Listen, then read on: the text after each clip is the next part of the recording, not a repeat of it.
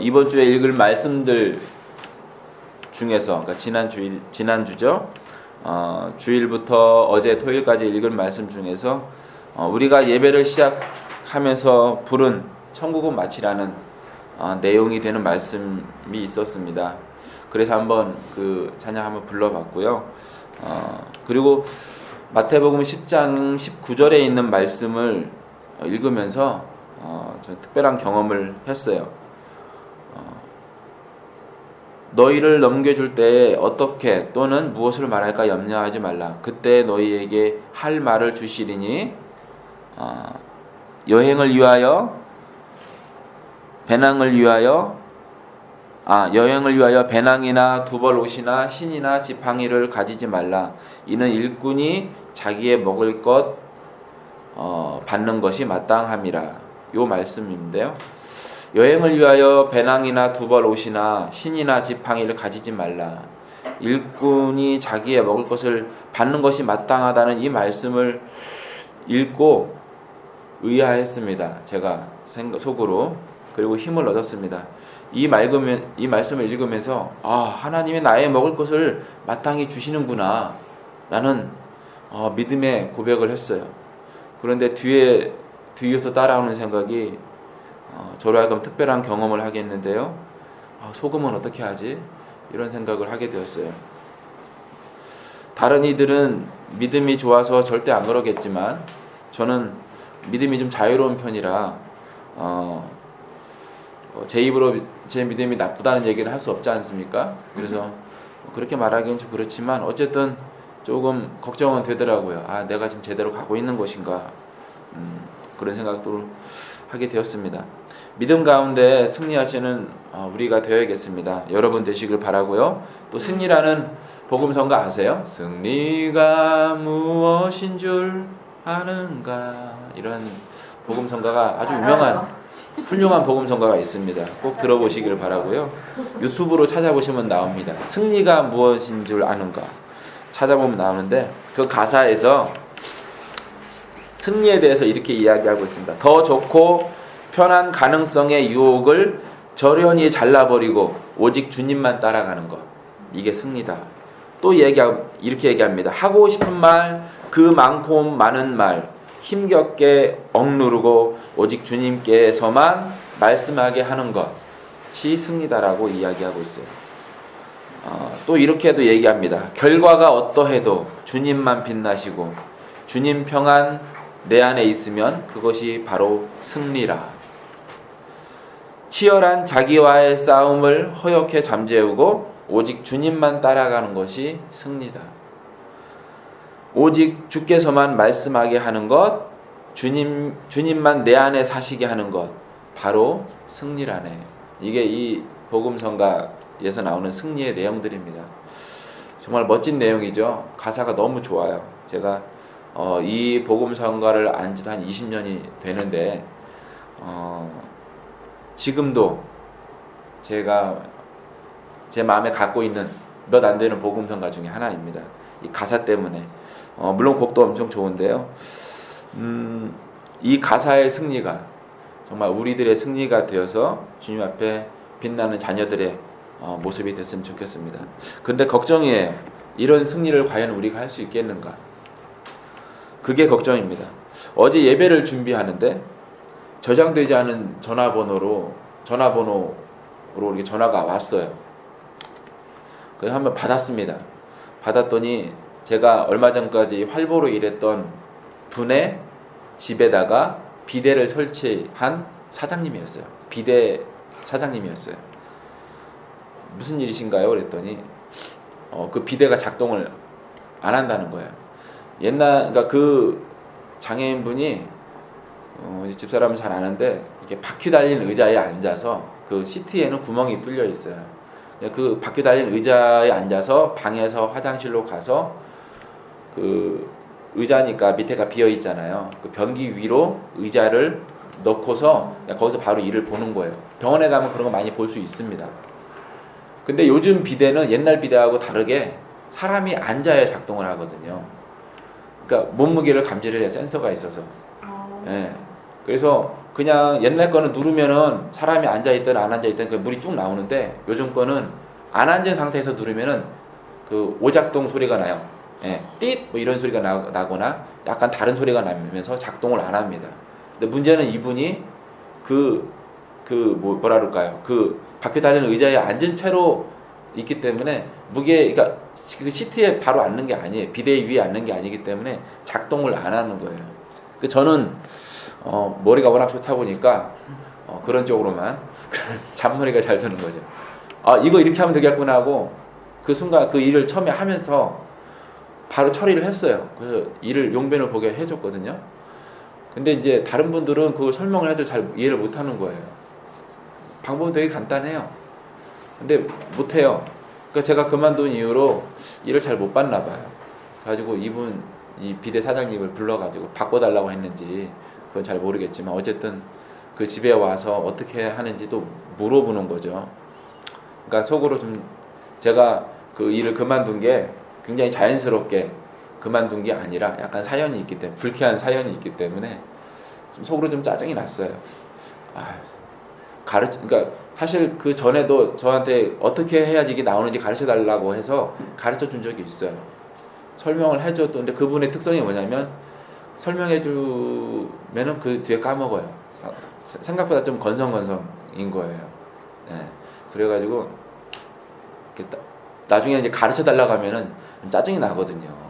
자기가 오늘 서울 어디로 놀러 가는데 대중교통편이 어떻게 되는지 알려달라는 거예요. 네이버나 다음에 지도에서 찾아보면 나오잖아요. 근데 그거 알려주기 싫어요. 왜냐하면 나중에 또 알려줘야 돼요. 그리고 제가 같이 안 가요. 같이 가는 분이 따로 있어. 그분이 찾아보면 되는데 내가 굳이 알려줄 필요가 없잖아요. 그런 식이 되는 거죠. 근데 그런 생각들이 막 이렇게 마음에도 있고 생각도 있으니까 막 짜증이 막 나는데 알려주기 싫은 마음이 좀 있었지만 그래도 알려줘야 되잖아요. 네. 그래서 알려줬어요.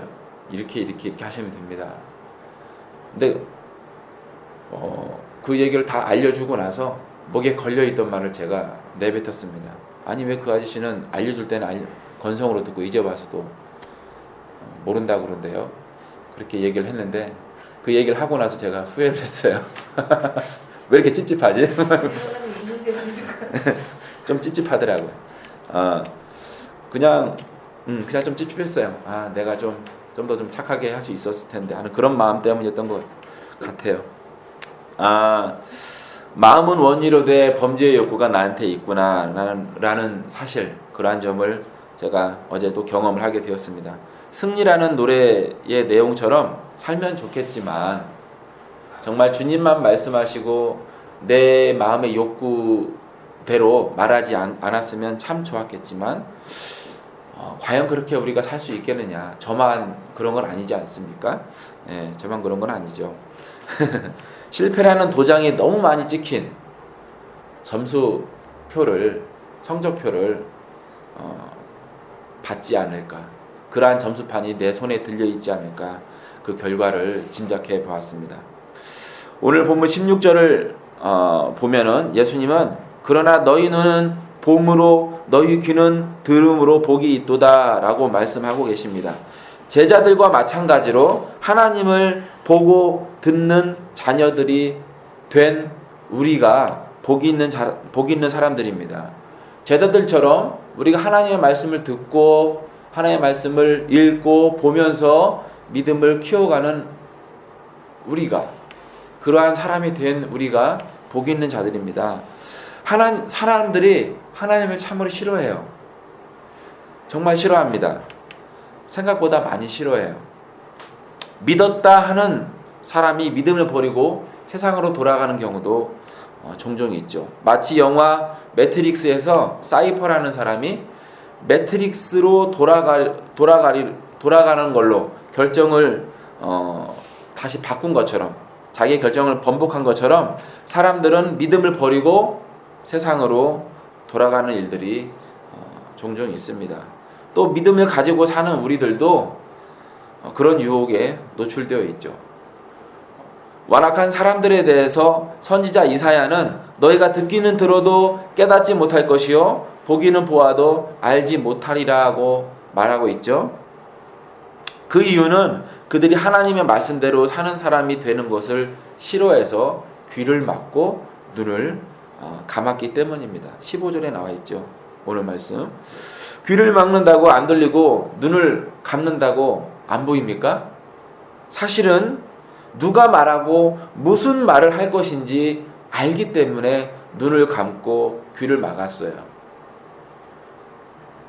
그래서 비록 눈을 감고 귀를 막았지만 그 내용이 무슨 내용인지, 그 말을 누가 말하는지 알고 있는 거예요. 그 말의 토시 하나하나 다 모를 수는 있지만 그 내용을 뻔히 알고 있는 거예요. 하나님이 무슨 말씀을 하실지 알고 있어요. 그 말을 하려고 온 사람이 누가 보낸 사람인지 알고 있어요. 정작 그 말을 하고 있는 분이 하나님이라는 사실을 알고 있어요. 마음으로 거부하고 미워하고 싫어하고 있기 때문에 보아도 감동하지 못하고 들어도 동감하지 못하는 거예요. 그래서 믿지 못하고 따르지 못하는 것입니다. 이렇듯 사람이란 하나님을 싫어하기 마련이고 하나님을 꼰대로, 요즘 말로 하면 꼰대로 생각합니다. 그것이 보통이에요. 하나님의 말씀을 듣고 그 말씀을 따르겠다고 인생의 방향을 바꾸는 일은 대단히 특별한 일입니다. 이건 쉬운 일이 아니에요. 대단한 변화이고 놀라운 일입니다. 제자들은 어떻습니까? 제자들만 예수님의 말씀을 이해한 것이 아니에요. 제자들도 예수님의 말씀을 이해하지 못했어요. 예수님의 말씀을 듣지 않겠다고 귀를 막고 눈을 막았던 사람들만 예수님이 전하신 비유의 말씀들을 이해 못한 것이 아니라 예수님을 정작 따르고 있던 제자들도 예수님의 말씀을 들었지만 이해하지 못했어요. 그래서 오늘 1절부터 예수님이 말씀하신 씨 뿌리는 비유에 대한 설명을 18절부터 예수님이 제자들에게 해주고 있습니다. 또한 31절부터 33절에 보면 천국은 마치로 시작하는 두 개의 비유를 예수님이 짧게 하시는데 이 비유에 대한 설명을 예수님께 해달라고 제자들이 36절에서 요청을 해요. 예수께서 무리를 떠나서 집에 들어가시니 제자들이 나와 이르되 밭의 가라지의 비유를 우리에게 설명하여 주소서. 제자들도 못 알아듣기는 매일반입니다. 그들도 하나님께 대해 완악한 사람들이기는 마찬가지예요. 마음으로. 그들도 깨닫지 못하는 것은 마찬가지예요. 그들도 완악한 사람들과 마찬가지로 주님의 말씀을 이해하지 못했고 깨닫지 못했어요. 그러나 그들에게는 천국의 비밀을 아는 은혜가 허락이 되었다고 11절에 기록되어 있습니다. 그들이 회개하라 천국이 가까이 왔느니라는 비유가 아닌 드러난 가르침에 반응을 하고 이 말씀을 듣고 믿어서 예수님의 말씀을 받아들였기 때문이에요. 듣고자 했기 때문이에요. 그들이 단지 들었기 때문입니다. 그들의 믿음이 대단해서가 아니라 저 말씀이 맞다 라고 하는 시작이 있었기 때문이에요. 그들이 세상이 아니라 하나님의 말씀이 옳다라고 하는, 그것을 따라야 한다라고 하는 시작을 했기 때문이에요. 그것을 우리는 회개라고 하고 그것을 우리는 믿음의 시작이라고 합니다.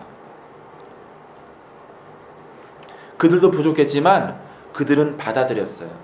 단지 이 차이로 인해서 이 제자들에게, 예수님을 따르는 사람들에게는 하나님의 말씀을 들을 수 있는 은혜가 주어진 것입니다. 생각해보면 이것은 은혜가 아니죠. 말씀하셨으나 듣지 않았기 때문에 그 은혜의 말씀을 듣지 못하는 것 뿐이에요. 그것은 은혜가 아니에요. 누구에게나 다 열려있는 은혜인 것입니다. 선물은 선물이되 모두에게 다 공개되어 있는 선물이고 모두가 다 가져갈 수 있는 선물이에요. 그냥 저 길에 광장에 그냥 선물을 쌓아놨는데 어떤 사람들은 가져간 거예요. 그 사람들이 제자인 것입니다. 그런데 이 선물을 미워하고 싫어하고 듣기 싫어하고 보기 싫어하는 사람들은 이 선물을 가져가지 않는 거예요.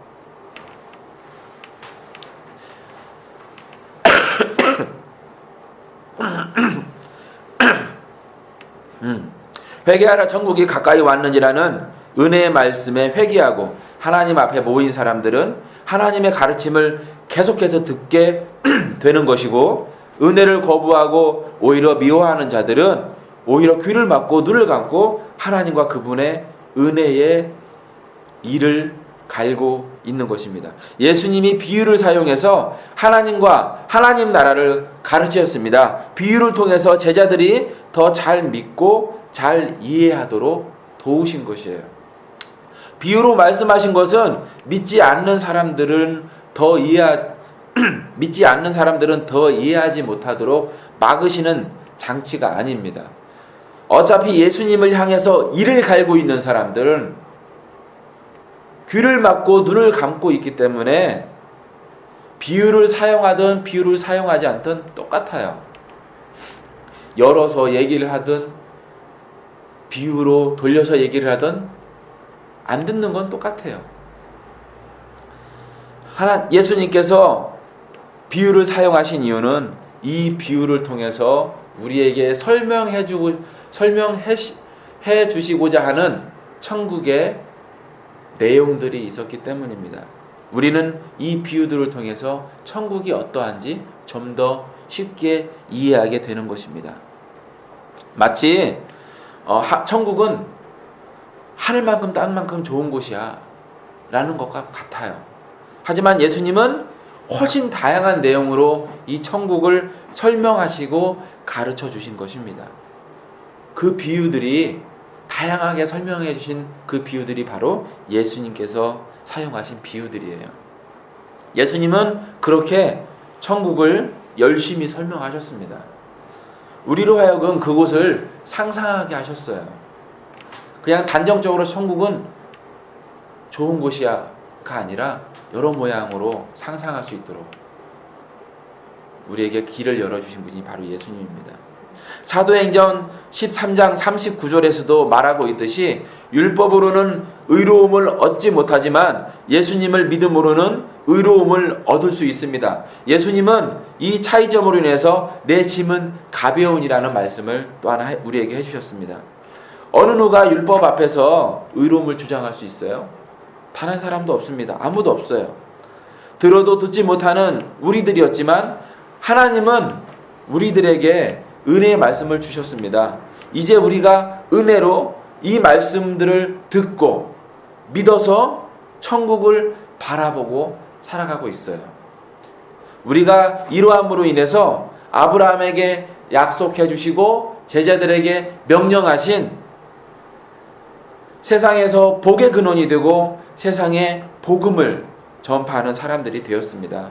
구약의 선지자들은 택함을 받았지만 때가 되지 않아서 예수님의 가르침을 듣지 못했고 부활하심을 경험하지 못했죠. 그러나 우리는 좋은 시절에 태어나서 예수님의 가르치심을 눈으로도 보고 귀로도 듣고 부활하심과 재림에 대한 믿음까지도 가지고 있습니다. 우리는 정말 복된 사람들이에요. 선지자들보다 더 복된 사람들입니다. 말로만 복받은 것 아니냐 생각할 수 있죠. 지금 사는 모양을 보면 별로 복받은 것 아니라고 말할 수 있습니다. 복이 너무 부족하다고 우리는 생각합니다. 그럴 것이에요. 이 세상은 에덴 동산이 아니라 에덴 동산 밖의 광야이기 때문입니다. 사실 에덴 동산도 아담과 하와의 범죄로 인해서 그 명성을 잃은 지, 그 명예가 더럽혀진 지 오래입니다. 세상에서 사느라고 힘들고 지쳐서 낭망하고 넘어지기 직전에 있습니까? 우리가 믿음으로 서서 바울처럼 믿음의 싸움을 싸우고 선한 싸움을 싸워내야 합니다. 우리가 가야 할 그 길을, 달려갈 길을 완주해내야 합니다. 믿음의 허리띠를 다시 채우고 복음의 신발을 우리가 다시 신어야 됩니다. 믿음은 바라는 것들의 실상이라고 말하고 있죠. 성경이 기록하고 있고 우리가 그렇게 믿고 있어요. 우리가 믿는 예수님, 천국은 실상입니다. 실상이 그러하니 오늘도 우리가 기도하고 믿음 안에서, 말씀 안에서 거해야겠습니다. 세상을 이기시고 말씀대로 사십시오. 믿고 있는 천국을, 하나님이 계신 곳을, 아니 하나님 앞에 실제로서는 그것을 기억하시고 말씀대로 사시고 주님의 눈치를 보시고 사십시오. 세상은 우리가 이겨내야 할 곳입니다. 그리고 이러한 우리를 하나님께서 기뻐하시고 또한 우리가 주님을 눈으로 볼 때에 그 모든 보상들을 하나님께서 해 주실 것입니다. 우리가 부족하지만 우리의 성적표에 잘하는 것보다는 잘못했어요가 더 많이 찍힌 그 점수표가 우리 손에 들렸을지라도 예수님은 우리에게 분명하게 우리가 짊어져야 될 짐이 가볍다라고 말씀하셨습니다. 우리는 율법을 지키는 것이 아닙니다. 우리는 이미 자녀가 되었고 우리는 이미 자녀로서 살아가고 있습니다. 우리가 최선으로 살아가는 그때에 하나님께서 우리를 기뻐하시고 우리에게 큰 웃음으로 웃으실 것입니다. 모든 걸 잘할 수는 없어요. 잘하고 싶지만. 하지만 괜찮습니다. 성적표가 나빠도 괜찮아요. 우리 아이들에게 별 스티커, 하트 스티커 많이 붙여주지요. 하나님께서 우리에게 그렇게 붙여주십니다. 못한 것은 얘기 안 하시고 붙여주시는 우리를 향한 하트 스티커들, 별 스티커들이 우리에게 많이 있을 것입니다. 힘을 내시고 믿음 가지고 있는 그것이 실상이 되는 것을 기억하시고 세상이 우리에게 주는 두려움을 이겨내시길 바랍니다.